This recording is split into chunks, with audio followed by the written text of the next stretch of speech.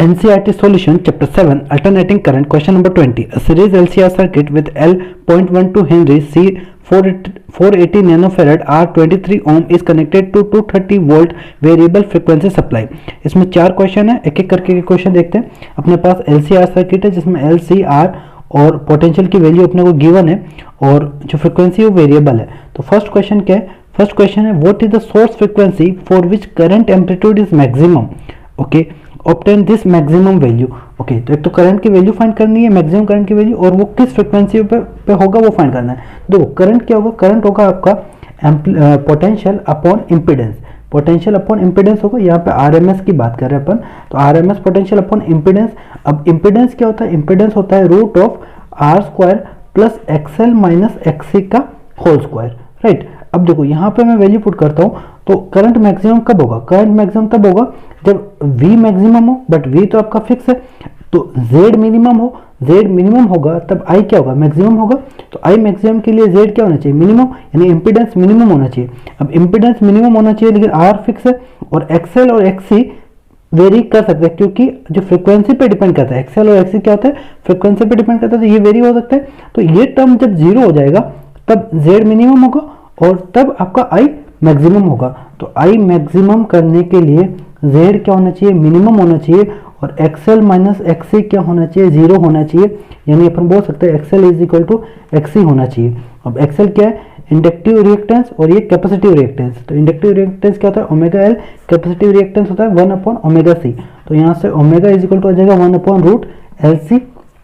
तो ये इस कंडीशन को बोलते हैं रेजोनेंस कंडीशन. तो रेजोनेंस की सिचुएशन पे क्या होगा? आपका करंट मैक्सिमम होगा. तो रेजोनेंस फ्रीक्वेंसी फाइंड कर लेते हैं. कितना आएगा? 1 अपॉन रूट LC. L कितना है अपने पास? 0.12, और C कितना है? 480.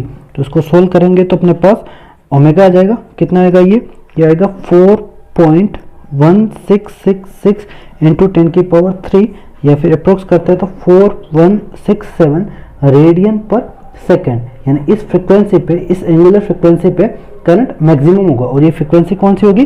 Resonance frequency. अब इस फ्रीक्वेंसी को अगर आप लीनियर फ्रीक्वेंसी के टर्म्स में लिखो तो 2 pi nu is equal to क्या है? 4167. तो लीनियर फ्रीक्वेंसी क्या आ जाएगी आपकी? 4167 डिवाइडेड बाई 2 इंटू 3.14, यानी ये आ जाएगा 663 हर्ट्ज. ये आपकी लीनियर फ्रीक्वेंसी होगी, रेजोनेंस फ्रीक्वेंसी, जिसके ऊपर करंट मैक्सिमम होगा. अभी मैक्सिमम करंट कितना होगा? मैक्सिमम करंट निकालना है तो RMS करंट निकाल रहे अपन. मैक्सिमम करंट वो कितना होगा? VRMS कितना? 230. और यहाँ पे देखो, अब Z आप देख रहे हो तो ये तो जीरो हो गया, तो ये क्या आ जाएगा? Z is equal to root R square आ जाएगा, यानी कि R आ जाएगा. Z कितना होगा? R होगा, और R की वैल्यू कितनी है? 23. तो 23 से निकालोगे तो ये आ जाएगा 10 एम्पियर. तो आपका RMS करंट कितना होगा? 10 एम्पियर. ओके, अब इसी का अगर अपन, ये RMS करंट है, अब मैक्सिमम करंट निकालना है तो मैक्सिमम करंट क्या है? Peak current. तो IRMS इज इक्वल टू होता है I0 बाई रूट 2. तो पीक करंट क्या आ जाएगा? Root 2 times of RMS. Root 2 times of RMS. तो RMS कितना है? 10 एम्पियर. तो ये अपने पास पीक करंट आ जाएगा अपने पास कितना? Root 2 times of 10. राइट. या फिर अपन बोल सकते हैं peak current is equal to 14.14 ampere. ये आपका पीक करंट होगा, maximum current. Okay, A part हो गया. अब बी पार्ट में क्या पूछा है? What is the source frequency for which average power absorb by the circuit is maximum. Okay, तो पावर मैक्सिमम कब होगा? तो पावर इज इक्वल टू अपन लिख सकते हैं, average power is equal to क्या लिख सकते हैं? Average power is equal to P is equal to VRMS IRMS into cos phi. cos phi क्या? Angle between V and I, और phi क्या है? फेज डिफरेंस है. cos phi क्या है? Angle between V and I, और cos phi क्या है? पावर फैक्टर है. तो यहाँ पे अपन क्या करते हैं? अपने पास I ऑलरेडी है, तो V को क्या लिख दो? V is equal to I into Z लिख सकता हूँ. I इंटू Z, और Z क्या आपका इम्पिडेंस? ये मेरा I है. और cos phi को क्या लिखते हैं? अगर आप इम्पिडेंस डायग्राम बनाओगे तो ये R, ये मान लो XC माइनस XR, ठीक है, और ये Z है. तो आपका इम्पिडेंस cos phi क्या आ जाएगा? cos phi आ जाएगा R बाई Z. तो Z कैंसिल आउट, तो ये कितना आएगा? IRMS का स्क्वायर. और IRMS को अगर मैक्सिमम के फॉर्म में लिखोगे तो IRMS को क्या लिख सकते हैं? I0 by root 2. तो ये आ जाएगा I0, कुछ गलत किया, यहाँ पे R आएगा. Okay, I0 by 2, I0 square by 2 into R. ये आपका पावर होगा। अब पावर मैक्सिमम कब होगा? जब आई नॉट मैक्सिमम होगा, राइट, जब आई नॉट मैक्सिमम होगा। और आई नॉट मैक्सिमम कब होगा? जब रेजोनेंस होगा, जब रेजोनेंस होगा तब करंट मैक्सिमम होगा ना। और आई नॉट कितना अपना? आई नॉट है √2 टाइम्स ऑफ 10, तो यहाँ पे पावर मैक्सिमम कितना आ जाएगा? मैक्सिमम पावर देखेंगे तो ये आएगा I naught square by 2 into r, या फिर इसको वैल्यू पुट कर देते हैं तो आई नॉट अपने पास √2 इंटू 10, √2 इंटू 10 है तो √2 यानी 2 इंटू 10 यानी 100, ओके, स्क्वायर कर दिया मैंने, ये 2 इंटू आर करेंगे, आर कितना 23, यानी ये आ जाएगा 2300 वोट। ये आपका मैक्सिमम पावर होगा, तब होगा रेजोनेंट फ्रीक्वेंसी पे होगा। यानी फ्रीक्वेंसी अगर बोलेंगे तो कितना लिखेंगे? फ्रीक्वेंसी लीनियर फ्रीक्वेंसी लिख लेते हैं यहाँ से 663 हर्ट्ज। इस फ्रीक्वेंसी पे आपका पावर मैक्सिमम होगा। अब सी पार्ट देखो, सी पार्ट में क्या पूछा है? For which frequency of the source is the power transfer to the circuit half the power at present frequency, what is the current amplitude of this frequency. Okay, तो हमें बोल रखा है कि इस फ्रीक्वेंसी पे पावर क्या होगा?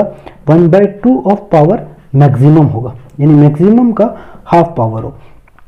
ओके, तो देखो यहाँ पे अपन इसको जो पावर मैक्सिमम का फ्रीक्वेंसी का फॉर्मूला है, तो वो मान लो फ्रीक्वेंसी ओमेगा है। अगर मैं एंगुलर फ्रीक्वेंसी की बात करता हूँ तो एंगुलर फ्रीक्वेंसी ओमेगा, तो मान लो ये आपकी फ्रीक्वेंसी है ओमेगा आर, जो रेजोनेंस फ्रीक्वेंसी है, प्लस माइनस डेल्टा ओमेगा।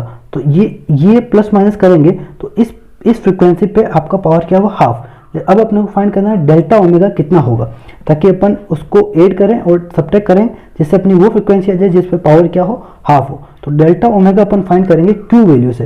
तो क्यू वैल्यू अगर देखेंगे तो Q value is equal to होता है omega r in resonance frequency upon 2 times of delta omega, यानी ये क्या है? Bandwidth into is equal to अपन बोल सकते हैं ये एल बाई कितना होता है? एल बाई 2r होता है, एल बाई आर होता है शायद, एक मिनट,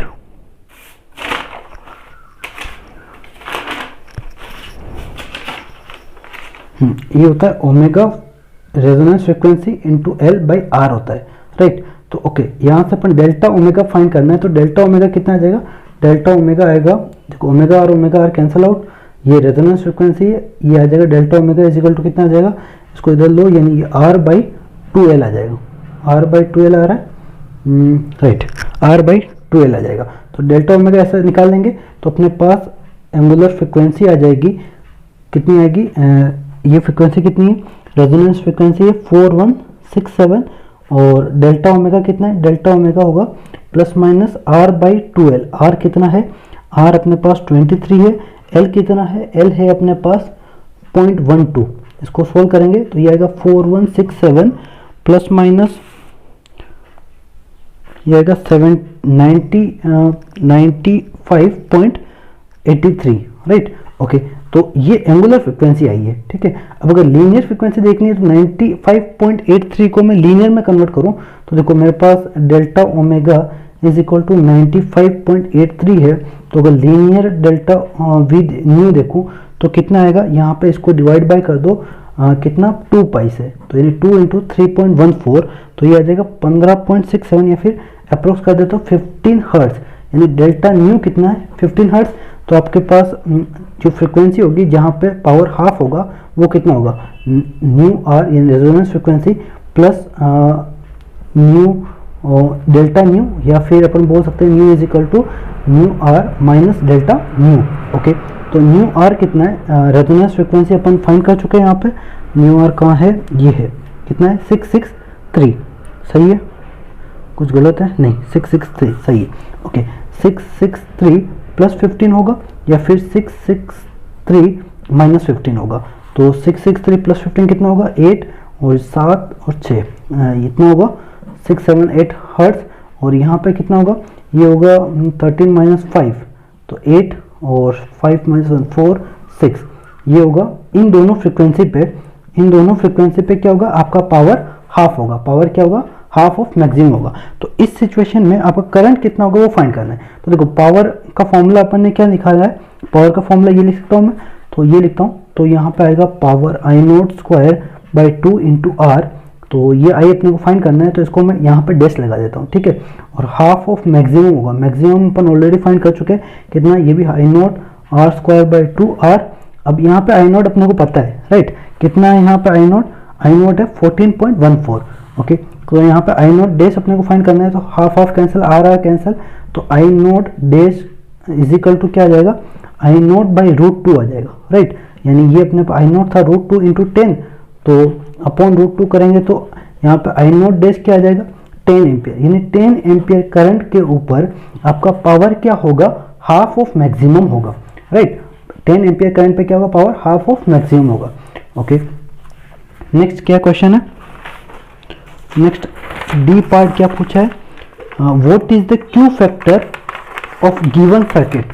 ओके, तो क्यू फैक्टर फाइंड करना है, तो क्यू वैल्यू को अपन ऑलरेडी फॉर्मूला लिख चुके हैं, कितना, resonance frequency upon change in delta डब्ल्यू। ओके, या फिर अपन बोल सकते हैं resonance into l, resonance frequency into l upon r, इन दोनों में से कोई भी फॉर्मूला लगाओ। तो यहाँ पे मैं ये वाला लगाता हूँ, तो रेजोनेंस का कितना, डेल्टा आर कितना है, ये अपन कितना फाइंड किया था, ये 4167, एल कितना है 0.12 और आर कितना है 23, राइट।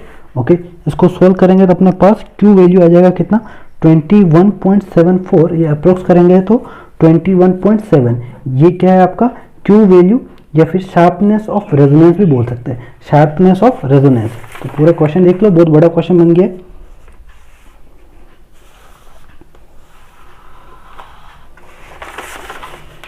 ये आपका डी पार्ट।